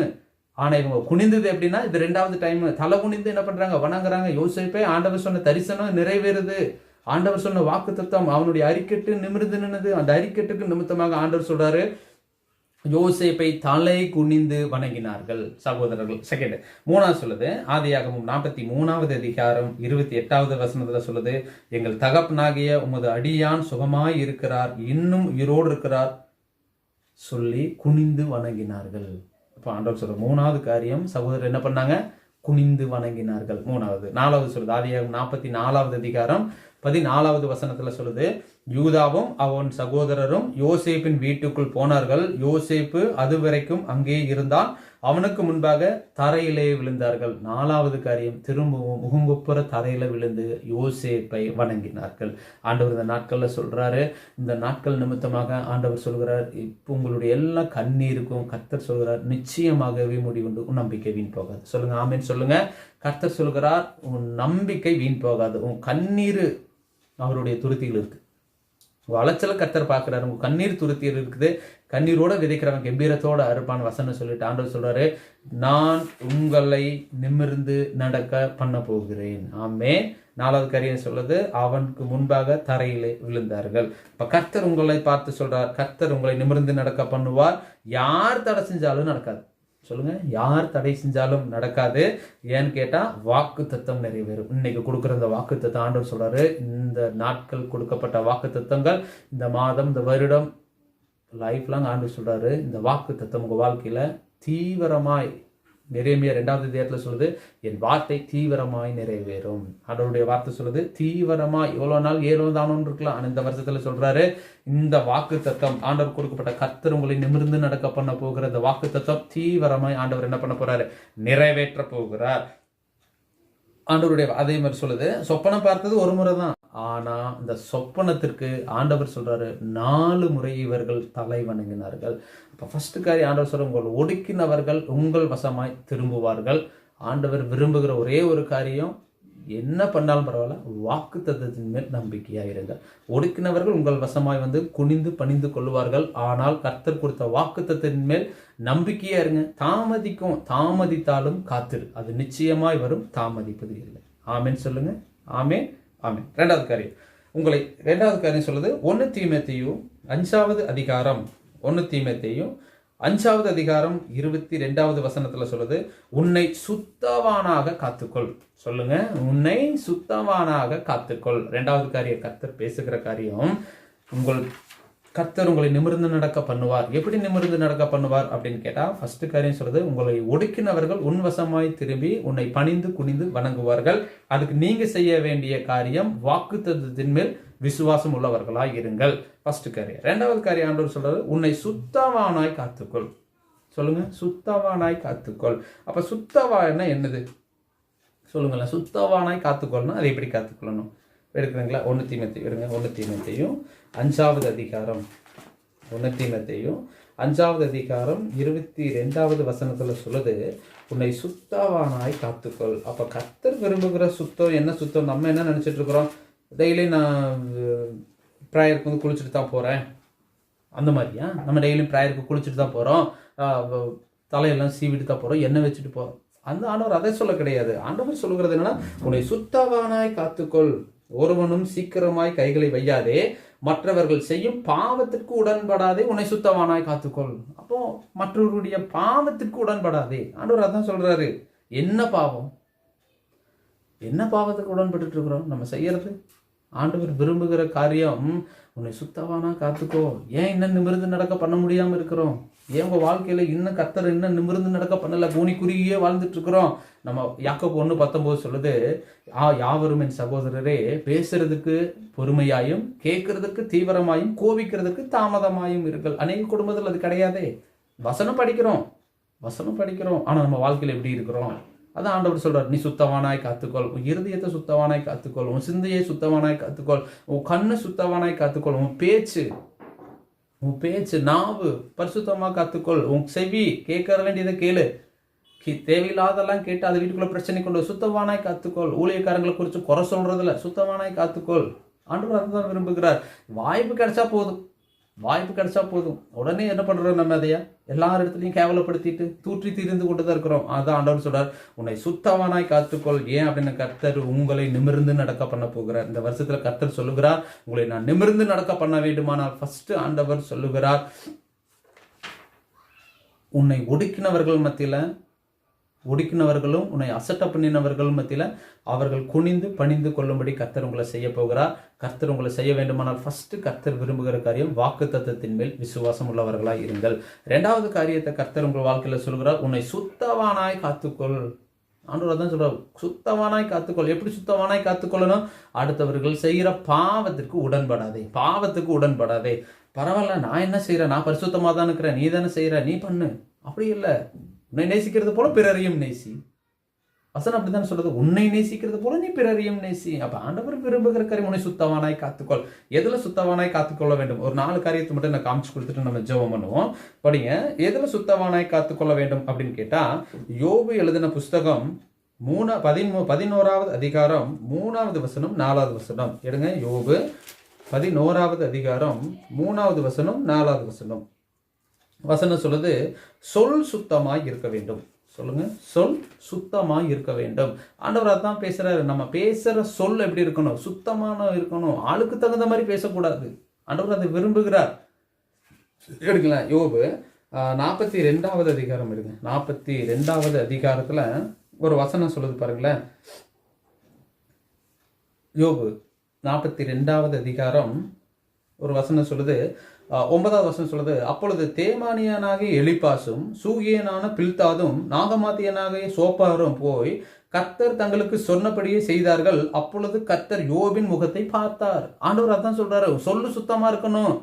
உனக்கு விரோதமா ஒருத்தன் துரோகம் பண்ணிட்டான், யோபனுடைய சகோதரர்கள் யோபுவை கேவலமா இழிவா பேசினாங்க. உன்னோட ஆண்டவர் இருந்தா உனக்கு ஏப்பா இவ்வளவு பலவீனம் வரப்போகுது, ஏன் உனக்கு இவ்வளவு பிரச்சனை வரப்போகுதுன்னு சொல்லி ஏளனமாய் பேசினார்கள். துக்கம் விசாரிக்க வர்றவன் நோவை சம்பாரிச்சுட்டு போன மாதிரி பண்ணிட்டான். ஆண்டவர் அதான் சொல்றாரு, துக்கம் விசாரிக்க. ஒருத்தன் ஹாஸ்பிட்டல் அட்மிட்டா இருக்கிறோம், இப்போ நம்மளும் அப்படித்தானே இருக்கிறோம். ஒருத்தவங்க வந்து ஹாஸ்பிட்டல் அட்மிட்டா இருக்கிறோம், எதுக்கு போறோம்? போறப்போ ஒரு பிரெட்டு ஒரு பழம் வாங்கி கொடுத்துட்டு என்ன பண்றோம்? விசாரிக்க போறோம். அங்க போயிட்டு உனக்குள்ள இது தேவை, நீ செஞ்ச பாவத்துக்கு இதெல்லாம் உனக்கு தேவை, நீ தண்டனை அனுபவி. அந்த வார்த்தைகள் யூஸ் பண்ணும் பொழுது அவன் ஏன்னா வீட்டுக்கு ஏன் ஹாஸ்பிட்டலுக்கு வந்தானோன்னு தோணும். இப்போ நம்ம வாழ்க்கையில் எப்படி இருக்கிறோம்? ஒருத்தவங்களுக்கு ஒரு ப்ராப்ளம், ஒரு அடிபட்டுருச்சு, ஒரு ப்ராப்ளமாக இருக்கிறாங்க, ஒரு ஆக்சிடென்ட், ஏதோ ஒரு சம்திங் ப்ராப்ளம் இருக்கட்டுமே, நம்ம என்ன பண்ணணும் தெரியுங்களா? அவங்களுக்கு ஆறுதல் சொல்கிறவங்களா இருக்கணும். நம்ம எப்படி பேசுகிறோம் தெரியுங்களா? தேவை தான், உனக்கு இது தேவை தான், நீ செஞ்சதுக்கு இது தேவை தான். நமக்கு வரக்கு எவ்வளோ நேரம் ஆகும்? அதுதான் ஆண்டவர் சொல்கிறாரு, நீ அடுத்தவனுக்கு என்னத்தை செய்யறியோ அதுதான் நமக்கும் வரப்போகுது. நம்ம என்ன செய்யறோமோ, நீ என்னத்தை விதைக்கிறியோ அதை தான் அறுப்ப போற. அதான் ஆண்டவர் சொல்றாரு, சொல் சுத்தமா இருக்க வேண்டும். யோபு பார்த்து ஆண்டவர் சொல்றாரு, யோபுனுடைய சொல் சுத்தமா இருக்குது. எடுங்க அந்த வசனத்தை பாருங்க. தேமானியாக எலிப்பாசும் சூயனான பில்தாதும் நாகமாத்தியனான சோப்பாரும் போய் கர்த்தர் தங்களுக்கு சொன்னபடியே, ஆண்டவர் சொல்றாரு, நீங்க போய் யோபு கிட்ட போயிட்டு ப்ரேயர் பண்ணுங்க. அப்போ இவங்க 3 பேரும் போய் யோபு கிட்ட போயிட்டு யோபு கிட்ட ப்ரேயர் பண்ண சொல்லும் பொழுது, யோபு ஜெபிக்கிறதுக்கு முன்பாக கர்த்தர் யோபின் முகத்தை பார்த்தார். ஏன் பார்த்தார் அப்படின்னு கேட்டால், நம்மளும் ப்ரேயர் பண்ணுறோம், எல்லாத்துக்கும் வீட்டில் ப்ரேயர் பண்ணுறோம், எல்லாத்துக்காகவும் ஜெபம் பண்ணுறோம், ஊழியம் பண்ணுறோம், கர்த்தருக்காக பைபிளை தூக்கிட்டு போகிறோம். ஓகே, ஆண்டவர் ரொம்ப சந்தோஷம். ஆனால் கர்த்தர் விரும்புகிற காரியம், அந்த கசப்புணர்வோடு நீங்கள் ஜெபம் பண்ணுறீங்களா? அந்த குற்ற மனசாட்சியோடு ஜெபம் பண்ணுறீங்களா? அவங்களுக்கு வந்து கசப்பு, வெறுப்பு, கோபம், பிடிவாதம், இப்போ மட்டும் என்னை தேடி எதுக்கு வந்தான் அப்படிங்கிற ஒரு எண்ணத்தோடு நீங்கள் ஜெபம் பண்ணுறீங்களா? ஆண்டவர் அதை பார்த்துட்டு தான் இருப்பாரு. அப்போ ஆண்டவர் சொல்கிறாரு, சொல்லு சுத்தமாக இருக்கணும், இறுதியே சுத்தமாக இருக்கணும். நம்ம எப்படி இருக்கிறோம் ஆண்டவர் இடத்துல? ஆண்டவர் விரும்புகிற காரியம் எப்படி இருக்கு? யோபு செபிக்கும் பொழுது யோபின் முகத்தை கர்த்தர் பார்த்தார். ஏன் பார்த்தாரு? இவன் கசப்புணர்வோடு செபிக்கிறாரா, அல்ல குற்ற உணர்வோடு செபிக்கிறானா, எனக்கு விரோதமா தீங்கு செஞ்சுட்டு எங்கிட்டயே வந்து நின்று ஜெபம் பண்றான் பாரு அப்படிங்கிற மாதிரி ஆண்டவர் பார்க்கிறாரா அப்படிங்கிறத கர்த்தர் யோபின் முகத்தை பார்க்கிறவரா இருக்கிறார். இப்ப நம்ம எப்படி இருக்கிறோம் சொல்லுங்க பார்க்கலாம். ஒருத்தவங்களுக்காக யாருக்காவது ஜெபம் பண்ணுங்க. எனக்கு தெரிஞ்ச ஒரு ப்ரேயருக்கு போயிருந்த பொழுது எங்கூட ஒரு பிரதர் வராரு. நாங்கள் 2 பேரும் என்ன பண்ணுறோம், ப்ரேயருக்கு போயிட்டு இருக்கும் பொழுது எங்கூட வந்தவர் திடீர்னு ஆப்போசிட்டில் வரவரை பார்த்துட்டு, பாஸ்டர் நீங்கள் போயிட்டு இருங்க பாஸ்டர் அப்படின்ட்டு ஒரு வீட்டுக்குள்ளே போயிட்டார். ஒரு வீட்டுக்குள்ளே போயிட்டு அவர் அந்த பக்கம் கிராஸ் ஆனது திடீர்னு வந்துட்டு, சாரிங்க பாஸ்டர் அப்படின்னு. ஏன் அப்படின்னு கேட்டால், இவன் மூஞ்சிலெல்லாம் முடிச்சு எனக்கு சாப்பாடே கிடைக்காதுங்க பாஸ்டர். புரியலைங்களா? நம்ம சிரிக்கிறோம், ஆனால் ஆண்டவர் பார்த்துட்டு தான் இருக்கிறாரு. சொல்லுங்கள், நம்ம என்ன பண்ணுறோம்? காண்கின்ற சகோதரனோட அன்பு கூறாதவன் காணாத தேவனிடத்தில் எப்படி அன்பு கூற முடியும்? அதுதான் ஆண்டவர் விரும்புகிறார். நீ உங்களுக்கு விரோதமாக யாரும் பேசினா பரவாயில்ல, ஏன் இன்னும் நம்மளால நிமிர்ந்து நடக்க பண்ண முடியல அப்படின்னு கேட்டால், ஆண்டவர் பிரயாசப்படுறார். நீ எப்படியாவது மனம் திரும்பணும். எத்தனை ஊழியக்காரங்க, எத்தனை யூடியூப்ல எத்தனை மெசேஜ் நம்ம கேட்கிறோம். ஆனா ஆண்டவர் நம்ம கிட்ட விரும்புகிற ஒரே ஒரு காரியம், கர்த்தர் விரும்புகிறார், உன் சொல்லு சுத்தமா இருக்க வேண்டும். சொல்லுங்க, நம்ம சொல் சுத்தமா இருக்க வேண்டும். ஏன்னு கேட்டா வசனம் சொல்லுது, கர்த்தர் உங்களை இந்த வருஷத்துல நிமிர்ந்து நடக்க பண்ண போகிற தேவனா இருக்கிறார். அவரு நிமிர்ந்து நடக்க பண்றதுக்கு ரெடியா இருக்கிறார். ஆனா நம்மளுடைய சொல் எப்படி இருக்கு? அதான் அந்த வசனத்துல பாருங்க, யோபு 11வது அதிகாரத்துல 3வது வசனம் 4வது வசனத்துல இப்படியாக சொல்லுது, உம்முடைய வீம்பு வார்த்தைகளுக்கு மனுஷர் மௌனமா இருப்பார்களோ, நீர் பரியாசம் பண்ணும் பொழுது ஒருவரும் உம்மை வெட்கப்படுத்தாமல் இருப்பார்களோ, என் சொல் சுத்தம் என்றும் நான் தேவரீருடைய பார்வைக்கு துப்புரவானவன் என்றும் நீர் சொல்லுகிறீர். அப்ப ஆண்டவர் சொல்கிறார், உன் சொல்லு சுத்தமா இருக்கணும். சொல்லுங்க, உங்கள் சொல்லு சுத்தமா இருக்க வேண்டும். கர்த்தர் அதை தான் விரும்புகிறார். பாருங்க, யோபு 42வது அதிகாரம் 7வது வசனத்தை கூட படிச்சிடலாங்களா? பாருங்க, யோபு 42வது அதிகாரம் 7வது வசனத்துல சொல்லுது, கர்த்தர் இந்த வார்த்தைகளை யோபோடு பேசின பின் கர்த்தர் தேமானியனாகிய எலிப்பாசை நோக்கி, உன்மேல் உன் 2 சிநேகிதர்கள் மேலும் எனக்கு கோபம் மூழுகிறது. என் தாசனாகிய யோபு பேசினது போல் நீங்கள் என்னை குறித்து நிதானமாய் பேசவில்லை. ஆண்டவர் சாட்சி சொல்றார், என் தாசனாகிய யோபு நிதானமாய் என்னிடத்தில் பேசினது போல நீங்கள் நிதானமாய் பேசவில்லை. நம்ம என்ன பண்றோம்? கோபத்துல வார்த்தைகள், இந்த வார்த்தைகள் தான் தெரியாது, நம்ம வார்த்தைகள் பேசிடுறோம். ஆண்டவர் விரும்புகிற காரியம் ஜாக்கிரதை உள்ளவங்களா இருங்க. கர்த்தர் உங்களை நிமிர்ந்து நடக்க பண்ண போகணும். கடந்த வருஷத்திலே நிறைய போராட்டத்தின் மத்தியில இந்த வருஷத்துக்குள்ள வந்திருக்கிறோம். ஆண்டவர் சொல்றார், உன்னை நிமிர்ந்து நடக்க பண்ண போகிற தேவன் நான். உன்னை நிமிர்ந்து நடக்க பண்ண வேண்டுமானால் உங்கள் சொல் சுத்தமா இருக்கணும். அது எப்படி இருக்கணும் தெரியுங்களா? நிதானமாய் பேசுகிறதா சொல்லா இருக்கணும். நம்ம எப்படி பேசுறோம்? ஆதங்கத்துல பேசுறோம், குற்றப்படுத்தி பேசுறோம், குறை சொல்லி பேசுறோம், இல்லாதது இருக்கிறது போல பேசிக்கிட்டு இருக்கிறோம். அப்போ அதான் ஆண்டவர் விரும்புகிறார். உன் சொல்லு சுத்தமாக இருக்கணும். ரெண்டாவது உன் வார்த்தை நிதானமாய் பேசணும். கர்த்தர் சொல்றார், யோபுவை குறித்து கர்த்தரே சாட்சி சொல்றார். உத்தமன், சன்மார்க்கன், தேவனுக்கு பயப்படுகிறவன், பொல்லாப்புக்கு விலகுகிறவன் பூமியில இவனை போல ஒருத்தன் இல்லை. ஆண்டவர் எவ்வளோ சாட்சி கொடுக்குறாரு. ஏன் சாட்சி கொடுக்குறாரு அப்படின்னு கேட்டால், பிசாசு யோபுவை புடமிடுவதற்கு சாத்தானிடத்தில் உத்தரவாதம் வாங்கினார். ஆண்டவர் சொல்றார், 100% என் பையன் மேலே எனக்கு நம்பிக்கை இருக்கு, யோபு மேலே நம்பிக்கை இருக்குன்னு இவன் என்ன வேணா பண்ணு. ஆனால் ஆண்டவர் சொன்னார், அந்த சாட்சியை யோபு காப்பாற்றினது போல ஆண்டவர் நம்மளை பார்த்து சொல்றார், உன்னுடைய சொல் சுத்தமாக இருக்க வேண்டும். நீங்கள் பேசுகிற வார்த்தை நிதானமாய் பேச வேண்டும். ஃபர்ஸ்ட் காரியம். ரெண்டாவது காரியம் சொல்லுது சங்கீதம் 66வது அதிகாரம் 18வது வசனம். சங்கீதம் 66வது அதிகாரம் 18வது வசனத்துல சொல்லுது. எடுத்தீங்களா? சங்கீதம் 66 18வது வசனத்துல சொல்லுது பாருங்க, என் இருதயம் அக்கிரம சிந்தை கொண்டிருந்தேனானால் ஆண்டவர் எனக்கு செவி கொடார். ரெண்டாவது காரியம் சொல்றாரு, உங்க இருதயம் சுத்தமா இருக்கணும். சொல்லுங்க, ஃபர்ஸ்ட் உங்க சொல் சுத்தமா இருக்கும் பொழுது கர்த்தர் உங்களை நிமிர்ந்து நடக்க பண்ண போகிறார். ரெண்டாவது, உங்க இருதயம் சுத்தமா இருக்கணும். இருதயத்தில் எப்படி இருக்கணும்? சுத்தமா இருக்கணும். எரேமியால சொல்லுது, அக்கிரம சிந்தை கொண்டிருந்தேனானால் கர்த்தர், நீதிமொழிகளை சொல்லுது இருதயம். ரெண்டாவது காரியம் சொல்லுது, இருதயம் சுத்தமா இருக்கணும். இருதயம், எரேமியால சொல்லுது, இருதயம் கேடுள்ளதும் மகா திருக்குள்ள இருதயமா இருக்கிறது. இங்க ஒண்ணு நடக்கிறது அங்க சொல்றது, அங்க நடக்கிறது இங்க சொல்றது. கர்த்தர் இதை விரும்பவே கிடையாது. கர்த்தர் உங்ககிட்ட விரும்புகிற காரியம், என் இருதயத்தில் அக்கிரம சிந்தை கொண்டிருந்தேனானால் என் ஜெபத்திற்கு பதில் வராது. இந்த நாட்களில் கர்த்தர் உங்ககிட்ட விரும்புகிற காரியம், உங்கள் இருதயம் எப்படி இருக்கு? சுத்தமா இருக்குதா? உங்க இருதயம் எப்படி இருக்குது? கர்த்தருடைய வாசம் பண்ணுகிற இருதயமா இருக்குதா? இந்த இருதயம் எப்படி இருக்குது? கேடுள்ளதும் திருக்குள்ள இருதயமா இருக்குதா? ஆண்டவர் இந்த நாள்ல சொல்லுகிறார், இந்த எண்ணத்தோட நீங்க ஜெபம் பண்ணீங்கன்னா அக்கிரம சிந்தை இருதயத்துல கொண்டிருப்பீர்கள், ஆனால் உங்கள் ஜெபம் கேட்கப்பட மாட்டாது. இன்னைக்கு ஆண்டவர் நம்ம மனம் திரும்பணும். ஆண்டவரே, இவ்வளவு நாளா என் இருதயத்தில் அக்கிரம சிந்தை கொண்டிருந்த ஆண்டவரே, இவ்வளோ நாளாக ஆண்டவரே சப்பா மற்றவர்களும் நம்ம நியாயம் தீர்த்த நாட்கள் நிறைய உண்டு. நீ கரெக்டாக இருக்கிறியா? நம்ம நியாயம் தீர்த்த நாட்கள் உண்டு. ஆனால் ஆண்டவர் இந்த நாட்களில் சொல்லுகிறார், மற்றவர்களை நியாயம் தீர்க்கிறதுக்கு நமக்கு ரைட்ஸ் கொடுக்கவே கிடையாது. அது அதிகாரம் நமக்கு கிடையவே கிடையாது. கர்த்தர் விரும்புகிற ஒன்னே ஒன்று, உன் இருதயத்தில் நான் வாசம் பண்ணணும். உன் இருதயத்தில் நான் வாசம் பண்ணணும். பாருங்க, பேதுருவில் சொல்லுது, லூக்கா 5வது அதிகாரத்துல 4வது வசனத்துல சொல்லுது, ஆண்டவர் பேதுரு ராமுழுதும் பிரயாசப்பட்டும் ஒன்றும் அகப்படவில்லை, ஆகிலும் உம்முடைய வார்த்தையின்படி நான் வலைகளை போடுகிறேன்னு சொல்லி பேதுரு சொல்லும் பொழுது, அப்போ ஆண்டவர் சொல்றாரு, நீ ஆழத்தில் கொண்டு போய் என்ன பண்ணு, வலைய போடு அப்படிங்கிறார். அப்ப கர்த்தர் அந்த பேதுருவை ஆசீர்வதிக்கிறதுக்கு ஒரே ஒரு காரணம் என்ன தெரியுங்களா? பாருங்க, அந்த வசனம் தெரியுங்க. லூக்கா 5வது அதிகாரம் 3வது வசனத்துல படிக்கிறேன் பாருங்க. லூக்கா 5வது அதிகாரத்துல சொல்லுது, 5வது அதிகாரம் 3வது வசனம். அப்பொழுது அந்த படவில் 2வது வசனம் பாருங்க, அப்பொழுது கடற்கரையில் நின்ற 2 படகுகளை கண்டார். மீன் பிடிக்கிறவர்கள் அவைகளை விட்டருங்கி வலையை அலசி கொண்டிருந்தார்கள். அப்பொழுது அந்த படவில் ஒன்றில் ஏறினார். அது சீமோனுடையதா இருந்தது. அதை கரையிலிருந்து சற்றே தள்ளும்படி அதை கேட்டுக்கொண்டார். அந்த படவில் உட்கார்ந்து ஜனங்களுக்கு போதகம் பண்ணினார். இப்ப கர்த்தர் விரும்புகிறது வெறுமையா இருக்குது. வெறுமையா இருக்கிறான். யாரு? பேதுரு.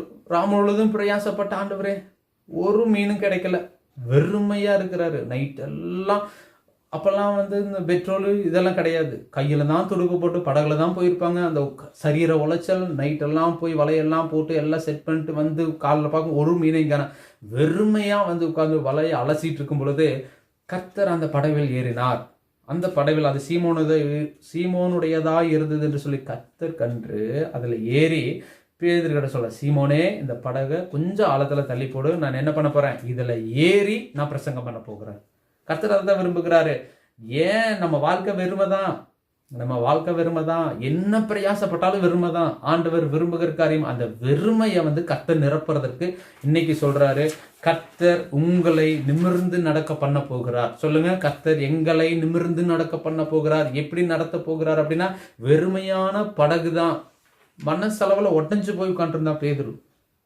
ஒண்ணுமே கிடையாது. ராமுழுதும் பிரயாசப்பட்டனே, என் மன உளைச்சலுக்குள்ள ஆனாய் உட்கார்ந்துட்டு இருந்த வெளியே உட்கார்ந்து வலைய வளைச்சிட்டு இருக்கும் பொழுது கர்த்தர் கேட்கிறார். அவன் வெறுமையா இருக்கிறான்னு ஆண்டவருக்கு தெரியும். கேட்கிறாரு, பேதுரு, சீமோனே, இது கொஞ்சம் ஆழத்தில் தள்ளி போடு, இது எனக்கு கொஞ்ச நேரம் நான் பிரசங்கம் பண்ணுறதுக்கு எனக்கு இதை கொடு. ஆண்டவர் அதான் விரும்புகிறாரு. உன் இருதயத்தை ஆண்டவர் சொல்கிறாரு, உன் இருதயத்தில் சுத்தமாக இல்லையே, அந்த இருதயத்தை எனக்கு கொடு. கர்த்தர் இன்னைக்கு விரும்புகிற காரியம். அந்த படகை, வெறுமையான படகை கொடுத்தாரு. கர்த்தர் அதில் ஏறி பிரசங்கம் பண்ணாரு. அந்த வெறுமையான படகை ஆழத்தில் போய் எங்கே போய் அவனுக்கு ஃபெயிலியர் ஆச்சோ, அதே இடத்துல போட்டு நிரம்பி வெளியத்தக்க மீன்களை, வலைகள் கிளியத்தக்க மீன்களை கர்த்தர் கொடுத்தார்.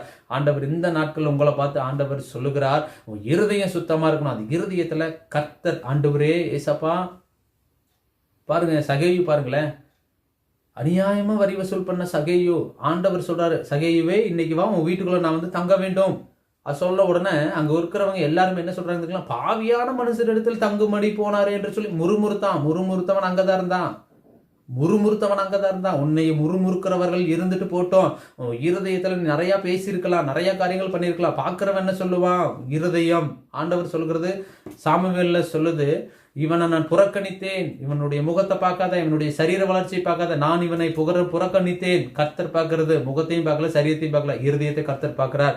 இன்னைக்கு ஆண்டவர் சொல்லுகிறார், உன் இருதயம் சுத்தமான இருதயமா இருக்க வேண்டும், உன் சொல் சுத்தமா இருக்க வேண்டும். ஏன்னு கேட்டா, கர்த்தர் இந்த வருஷத்துல உங்களை நிமிர்ந்து நடக்க பண்ண போகிறார். ஆமேன்னு சொல்லுங்க, ஆமேன். அப்ப பாருங்க, அந்த வெறுமையான படகை கர்த்தருக்கு கொடுத்தாரு. இப்ப வந்து நம்ம ஒரு காரியம் நம்ம ஒரு பிஸ்னஸே பண்ணுற மாதிரி இருக்கட்டுமே, அல்லது ஒரு வேலை தொழில் ஏதாவது ஒரு வேலை செய்கிற மாதிரி இருக்கட்டுமே, நமக்கு வர வேண்டிய ஆர்டராக இருக்கட்டும், எல்லாமே கேன்சல் ஆயிடுச்சுன்னு வச்சுங்களேன். கேன்சல் ஆகி வெறுமையாக உட்காந்துருக்கும் பொழுது, அப்போ ஒருத்தவங்க உங்களுடைய ஏதாவது ஒன்று பேசும் பொழுது அந்த இடத்துல நம்ம என்ன பண்ணுவோம் அப்படின்னா, ஆறுதலாக பேச மாட்டோமே ஒழிஞ்சு கோபத்தை தான் அந்த இடத்துல காமிப்போம். ஏன்னா நம்ம இழந்து போயிட்டோமே, வெறுமை, ஒன்றுமே இல்லை, வறட்சியான சூழ்நிலைமை. அந்த நேரத்தில் பேசும்பொழுது கோபம் வரும்.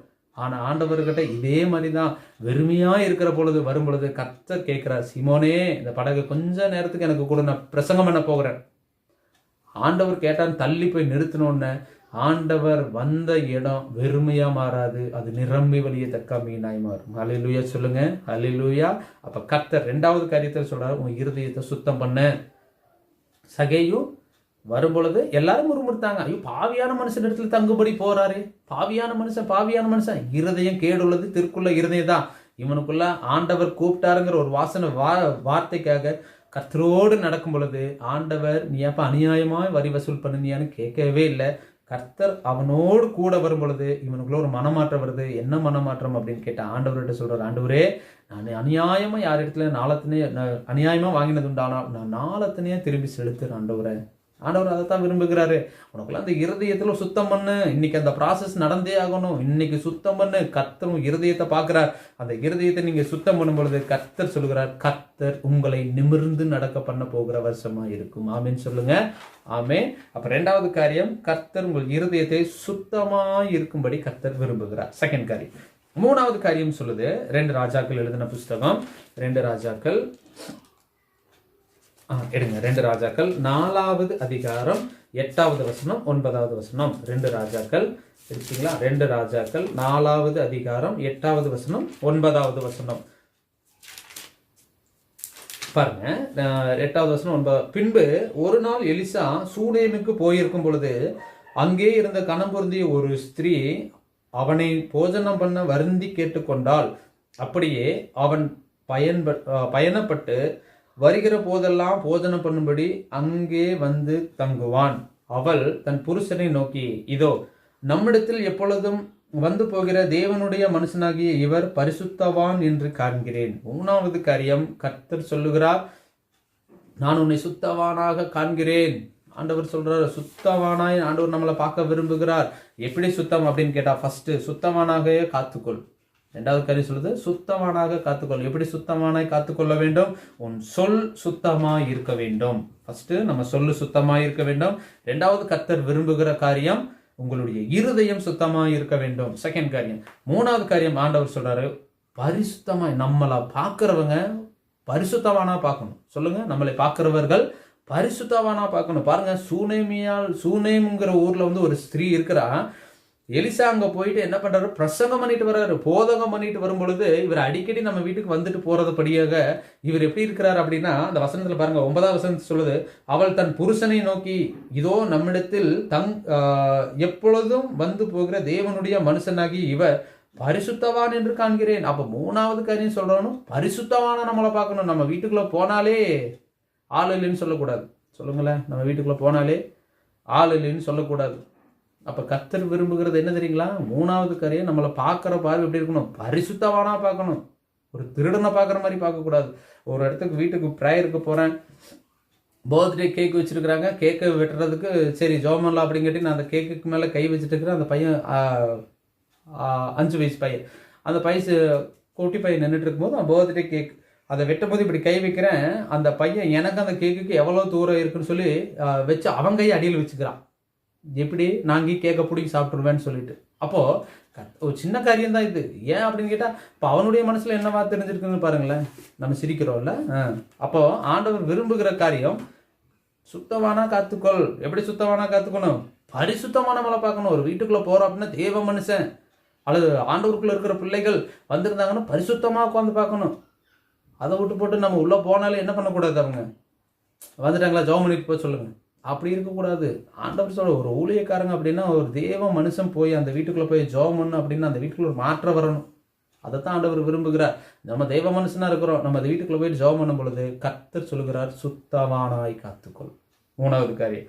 4வது காரியம் சொல்லுது 1 சாமுவேல் 24வது அதிகாரம் 4வது வசனத்திலிருந்து 6வது வசனத்தில் சொல்லுது, கர்த்தர் எழுந்து போய் சவுலுடைய தாவீது எழுந்து போய் பாருங்க, அந்த வசனத்தை சொல்லுது பாருங்க. 1 சாமுவேல் 24 4-6 வரையும் சொல்லுது, தாவீது எழுந்து போய் சவுலினுடைய சால்வையின் தொங்கலை மெல்ல அறுத்து கொண்டு வந்தான். தாவீது சவுலின் சால்வை தொங்கலை அறுத்து கொண்டதின் நிமித்தம் அவன் மனது அடித்து கொண்டிருந்தது. அப்ப கர்த்தர் சொல்லுகிறார், அபிஷேகம் பண்ணினா மனுஷன் தேவ மனுஷனுக்கு விரோதமா நம்ம என்ன பண்ணக்கூடாதுங்களாமா? 4வது காரியம் சொல்லுது, தேவ பிள்ளைகளுக்கு விரோதமான தூஷணமான காரியங்கள் செய்யக்கூடாது. சொல்லுங்க, தேவ மனுஷன் அதாவது தேவ பிள்ளைகளுக்கு விரோதமான காரியங்கள் எதுவும் செய்யக்கூடாது. சுத்தமான காத்துக்கொள்ளணும். சொல் சுத்தமாக இருக்க வேண்டும், இருதயம் சுத்தமாக இருக்க வேண்டும், பரிசுத்தமாய் பார்க்கிறவங்க நம்மளை பரிசுத்தமானாய் பார்க்க வேண்டும். 4வது சொல்லுது, தேவ பிள்ளைகளுக்கு விரோதமா எந்த காரியங்களும் செய்யக்கூடாது. ஏன்னு கேட்டா தாவீது சவுல் தூங்கிட்டு நித்திரையா இருக்கும் பொழுது அவனுடைய சால்வின் ஓரத்தின் தொங்கலை அறுத்து கொண்டு வந்ததன் நிமித்தமாக தேவ மனுஷனுக்கு விரோதமான இப்படி பண்ணிட்டேனே அப்படின்னு சொல்லி அவன் மனது அடித்து கொண்டு இருந்ததுன்னு சொல்லி வசனம் சொல்லுது. அப்ப ஆண்டவர் நம்மகிட்ட சொல்றாரு, நம்ம எவ்வளவோ தூஷணமான வார்த்தைகள் தேவ ஊழியர்கள் நம்ம பேசியிருக்கிறோமே, ஊழியக்காரங்களை விரோதமா பேசியிருக்கிறோமே, குற்றப்படுத்தி பேசியிருக்கிறோமே. இதுக்கு நியாய தீர்ப்பு ஆண்டவர் சொல்றார். தேவ பிள்ளைகளை பேசியிருக்கு நமக்கு ரைட்ஸே கிடையாது. ஆண்டவர் சொல்லுகிறார், நியாய தீர்ப்பு நாட்கள் நம்ம பதில் கொடுக்க வேண்டும். ஏன் நம்ம இன்னும் அடுத்த லெவலுக்கு போக முடியல? ஏன் இருக்கிறது நிலைமையிலேயே கீழே தான் போயிட்டு இருக்கோம், ஏன் அடுத்த லெவலுக்கு போக முடியல அப்படின்னு கேட்டால் ஆண்டவர் விரும்புகிற காரியம் தேவ பிள்ளைகளுக்கு விரோதமான காரியம் செஞ்சுட்டு மனது அடித்து கொண்டிருந்தது போல நம்மளும் ஆண்டவர்கிட்ட இன்னைக்கு என்ன பண்ண போறோம்? ஆண்டவரே, இப்போ நான் நிமிர்ந்து, ஆண்டவரே கர்த்தர் உங்களை நிமிர்ந்து நடக்க பண்ணுகிறதுக்கு இருக்கிற தடைகள் இருக்குமானால் இன்னைக்கு நம்ம ஆண்டவர்கிட்ட செபிக்க போறோம். ஆண்டவரே, எங்களுக்குள்ள இந்த பாவங்களுக்கு இருக்குமானால் ஆண்டவரே சப்பா சொல் சுத்தம் இல்லாமல் இருந்திருக்கலாம், ஆண்டவரே என் இருதயம் சுத்தம் இல்லாமல் இருந்திருக்கலாம், அடுத்தவங்களுக்கு தீங்கு நினைக்கிற இருதயம் எனக்குள்ள இருந்திருக்கலாம், இது நிமித்தமாக கூட நான் நிமிர முடியாத அளவுக்கு கூனி குறுகி போய் வாழ்ந்திருக்கலாம். ஆண்டவரே, இன்னையிலிருந்து நான் செபிக்க போறேன், என் இருதயம் சுத்தமாய் இருக்கணும்னு சொல்லி. 3வது சொல்லுது, பரிசுத்தமாய் நம்மளை பார்க்கணும். நம்ம பார்க்குற பார்வை எப்படி இருக்கணும்? பரிசுத்தமான இருக்கணும். ஐயோ, ஊழியக்காரங்க வராங்கன்னா ஒரு பயபக்தி நமக்குள்ள இருக்கணும். தேவ பிள்ளைகள் சர்ச்சுக்கு பைபிளை தூக்கிட்டு போறோம், அடுத்த வாரம் மட்டும்தான் அந்த பைபிளை தூக்குறோம், மற்ற நாள் அது எங்க இருக்குது அப்படின்னு கேட்டால் அது வாட்டில் ஒரு மூலையில் இருக்குது. அப்போ ஆண்டவர் சொல்ற, நீ பரிசுத்தமாய் வாழு. நம்ம வாழாத பட்சத்தில் நீ அடுத்தவங்களை என்ன பரிசுத்தமாய் வாழுன்னு சொன்னா என்ன பிரயோஜனமே இல்லையே. அப்போ 3வது பரிசுத்தமாய் வாழணும். 4வது சொல்றது, தேவ பிள்ளைகளுக்கு விரோதமா தூஷணமான வார்த்தைகள் பேசக்கூடாது, அல்லது தேவ பிள்ளைகளுக்கு விரோதமான காரியங்கள் செய்யக்கூடாது. அப்ப ஆண்டவர் அதை பார்த்துட்டு தான் இருக்கிறார். ஏன்னா தாவீது சவுலுக்கு விரோதமா பேசி அறுத்துட்டு வந்ததை அவன் மனது அடித்து கொண்டிருந்தது. அப்ப அதே போலதான் நமக்குள்ள இருக்கணும். ஐயோ, ஆண்டவருக்கு விரோதமா பேசிட்டோமே, தேவ பிள்ளைக்கு விரோதமா பேசிட்டோமே. சவுல் எலிசா சொல்றாரு, நாகமான் குஷ்டரோகி, அங்கிருந்து அவன் குஷ்டரோகத்தினால அவனுடைய பாத்திரங்கள் எல்லாம் காணிக்கையை கொண்டு வரும் பொழுது எலிசா கூட இருந்த கேயாசி அந்த பொருள் மேல் ஆசைப்பட்டு ஓடி போயிட்டான். ஓடி போய் வாங்கி அதை என்ன பண்ண புதைச்சி வச்சுட்டு வரும்பொழுது உள்ள வந்தோன்னே கேயாசி கிட்ட எலிசா கேட்குறாரு, கேயாசி, நீ அதை வாங்கும் பொழுது என் மனம் உன்னோடு பேசவில்லையா? ஆண்டவர் அதான் கேட்குறாரு. தேவ பிள்ளையோடு இருக்கிறோம், ஆண்டவருக்குள்ள இருக்கிறோம், இது எதுக்கு இந்த பரிதானம் வாங்குறது? அப்போ ஆண்டவர் நம்மளை என்ன பண்ணணும்? உணர்த்துகிறவராக இருக்கிறார். நிலந்து நம்ம மனம் திரும்ப போகிறோம். ஆண்டவரே, நான் நிமிர்ந்து நடக்கிறதுக்கு இருக்கிற தடைகள் எனக்குள்ள இருக்குமானா என் தடைகளை மாற்றுங்க ஆண்டவரே. இந்த வருஷத்தில் கர்த்தர் உங்களோடு திட்டவட்டமாக பேசுகிறாரு. நான் உங்களை நிமிர்ந்து நடக்க பண்ணுகிற தேவனாய் இருக்கிறேன். கூனி குறுகி வாழ்ந்த வாழ்க்கையெல்லாம் போதும், நிமிர்ந்து வாழ்கிற வாழ்க்கையை கர்த்தர் உங்கள் வாழ்க்கையில் செய்ய போகிறார். தாவீதுக்கு உணர்வுள்ள இருதயம் இருந்தது போல நாமும் உணர்வுள்ள இருதயமாய் இருக்கும் பொழுது கர்த்தர் நம்மளை சுத்தவானாய் காத்துக்கொள்ளும் பொழுது தேவன் உங்களை நிமிர்ந்து நடக்க பண்ண போகிறார். ஆமேன். அல்லேலூயா. எல்லாம் அப்படியே கண்களை மூடி தேவ சமூகத்தில் ஜெபம் பண்ணுவோமா? ஆண்டவரே, இந்த நல்ல ஆசீர்வதிக்கப்பட்ட இந்த நல்ல வேலைக்காக நாங்கள் நன்றியோடு துதிக்கிறோம். ஆண்டவரே, இப்ப கேட்ட வசனத்தின் பிரகாரமாக ஆண்டவரே இயேசுவின் நாமத்தினால் ஆண்டவரே ஒடுக்கினவர்களும் உன் வசமாய் திரும்பி ஆண்டவரே குனிந்து பணிவார்கள் என்று சொன்ன வசனத்தின் பிரகாரமாக யோசேப்பு வாக்குத்தத்தத்தின் மேல் விசுவாசமா இருந்தது போல ஆண்டவரே நாங்களும் வாக்குத்தத்தத்தின் மேல் விசுவாசமா இருக்கிறோம். ஆண்டவரே, எவ்வளவோ வாக்குத்தத்தங்கள் ஆண்டவரே எங்க வாழ்க்கையில வந்தும் கூட அந்த வாக்குத்தத்தை விசுவாசியாமல் போயிருந்திருப்போமானால், இது நிமித்தமா ஆண்டவரே நாங்கள் அநேக ஆசீர்வாதத்தை இழந்திருப்போமானால், இந்த வருஷத்துல ஆண்டவரே நீர் எங்களுக்கு பேசின வார்த்தையை நாங்கள் விசுவாசிக்கிறோம் ஆண்டவரே. ஆம் என்றும் ஆமேன் என்றும் அதை நாங்கள் விசுவாசிக்கிறோம் ஆண்டவரே. கர்த்தர் உங்க ஆண்டவரே தேவன் உங்களை நிமிர்ந்து நடக்க பண்ண போகிறார் என்ற வார்த்தையை நாங்கள் விசுவாசிக்கிறோம். யோசேப்பினுடைய அறிக்கட்டு நிமிர்ந்து நின்றது போல எங்களுடைய அறிக்கட்டு இந்த வருஷத்துல நிமிர்ந்து நிற்க போகிறதற்காக நன்றி செலுத்துகிறோம். இரண்டாவது காரியம், உங்களை சுத்தவானாக காத்துக்கொள் என்று சொன்னது போல ஆண்டவரே எங்களுடைய சொல் சுத்தமா இருக்க எங்களை நாங்கள் காத்துக்கொள்ளுகிறோம்.